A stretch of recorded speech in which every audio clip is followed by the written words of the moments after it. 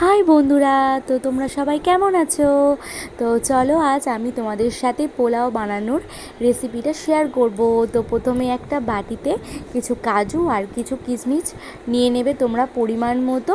তো দেখো আমি এখানে হাই করে দিলাম। তো আজকে আমি নয়, দিদিভাই বানাবে পোলাওটা, আর আমি তোমাদের সাথে শেয়ার করছি। তো দেখো প্রথমে এখানে দিদিভাই গোবিন্দভোগ চাল নিয়ে নিচ্ছে। তো পরিমাণ মতো দিদিভাই কাপ নিয়েছে, তো সেখানে 6 কাপ মেপে মেপে চাল নিয়ে নিচ্ছে। মনে করলে তোমরা সেখানে কেউ 4 কাপও নিতে পারো, কেউ 8 কাপ, কেউ 10 কাপ, সেটা তোমাদের পরিমাণ মতো নিতে পারো।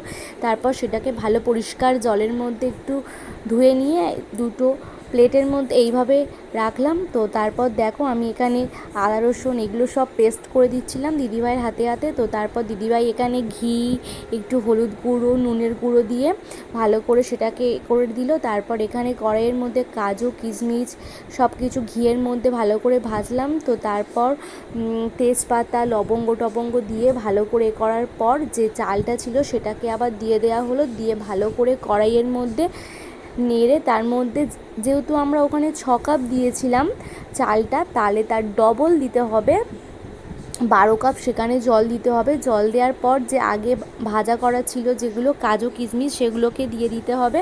দিয়ে দেওয়ার পর একটু স্বাদ মতো চিনি নুন দিয়ে দেওয়ার পর দেখো আমাদের রেডি হয়ে গেছে পোলাও, তার সাথে গরম গরম বেগুনি আর কষা কষা মাংস। তো দারুণ টেস্টি হয়েছিল, তোমরাও জানিও।